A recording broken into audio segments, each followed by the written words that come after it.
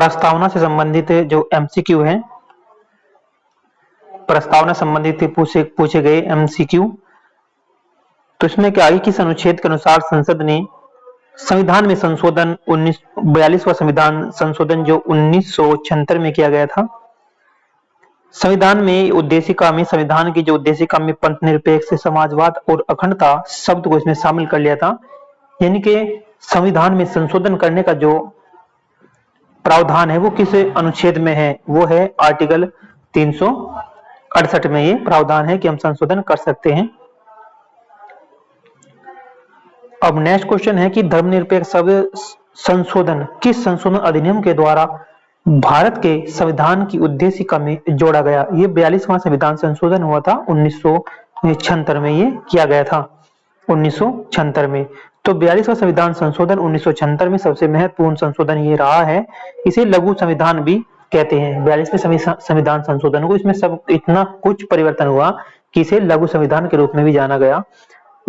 इसके द्वारा ही संविधान की उद्देशिका समाजवाद, उद्देशिका में समाजवाद, निरपेक्ष और अखंडता 3 शब्द जोड़े गए थे उद्देशिका में।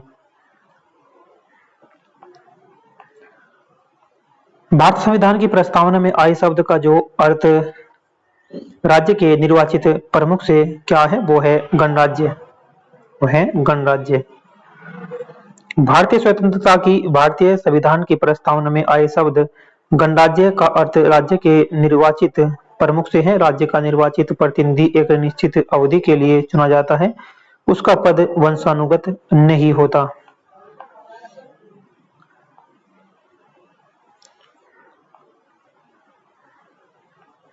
नेक्स्ट क्वेश्चन देखते हैं कि भारत संविधान में किस संशोधन के द्वारा संप्रभुता, लोकतांत्रिक, गणराज्य शब्दों को बदलकर संप्रभु, समाजवादी, पंथ निरपेक्ष, धर्मनिरपेक्ष और लोकतांत्रिक गणराज्य कर दिया गया।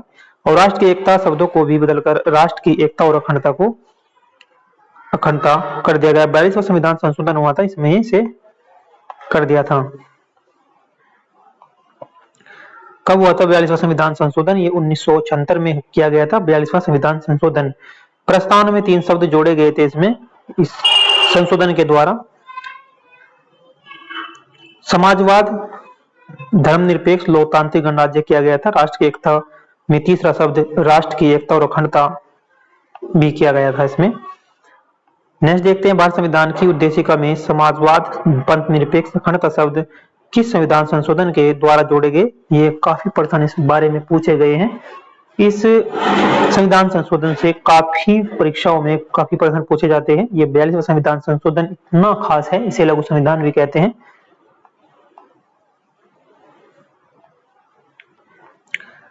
नेक्स्ट देखते हैं, एक संक्षिप्त परिचयात्मक वाक्य जो संविधान के मार्गदर्शक उद्देश्य का सिद्धांत और दर्शन को निर्धारित करती है, वो क्या कहलाती है? उसे प्रस्तावना ही बोला जाता है। 1973 में केशवानंद भारती केस में इस सवाल को उठाया गया कि प्रस्तावना संशोधित किया जा सकता है, कि प्रस्तावना में संशोधन किया जा सकता है। ये प्रस्ताव उठाया गया था 1973 में।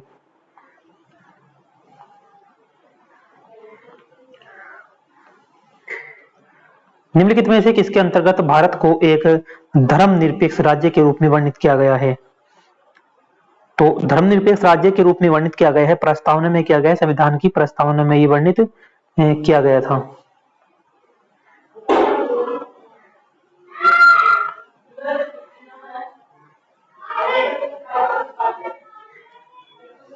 तो नेक्स्ट है, भारत द्वारा धर्मनिरपेक्ष स्वीकार किए जाने के कारण भारतीय नागरिकों को निम्नलिखित में से कौन सा अधिकार प्राप्त है? कि अपनी इच्छा अनुसार धर्म का अनुसरण का अधिकार है, स्वतंत्र है।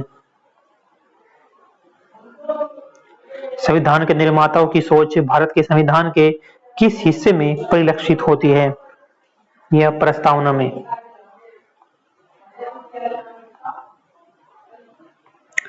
संविधान का कौन सा भाग है इसके निर्माताओं की भावनाओं और आदर्शों को दर्शाता है? वो है प्रस्तावना।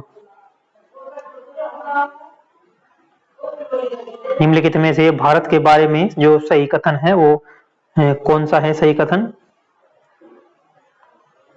भारत एक धर्मनिरपेक्ष देश है। भारत एक धर्मनिरपेक्ष देश है। भारत के बाहर सही कथन ये है कि भारत एक धर्मनिरपेक्ष राज्य है, देश है, क्योंकि ये किसी एक धर्म को नहीं मानता। नेक्स्ट है, प्रस्तावना में निहित शब्द है गणराज्य का क्या अर्थ है? गणराज्य का क्या अर्थ होता है? गणराज्य का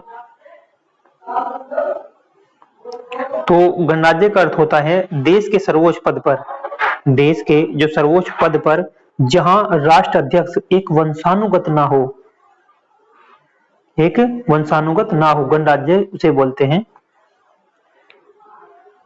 गणराज्य जहां के शासन तंत्र में सैद्धांतिक रूप से देश के सर्वोच्च पद, जो बड़े पद हैं, उस पर आम जनता में से कोई भी व्यक्ति पदासीन हो सकता है।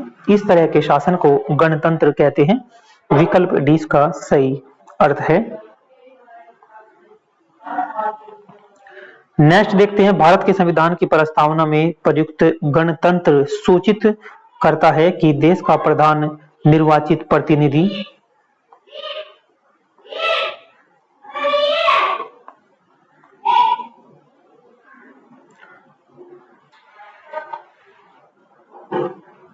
ये थे प्रस्तावना से संबंधित एमसीक्यू थे जो परीक्षा की दृष्टि से अति उपयोगी है। आगे देखते हैं नागरिकता, सिटीजनशिप। ये नागरिकता से संबंधित एमसीक्यू है।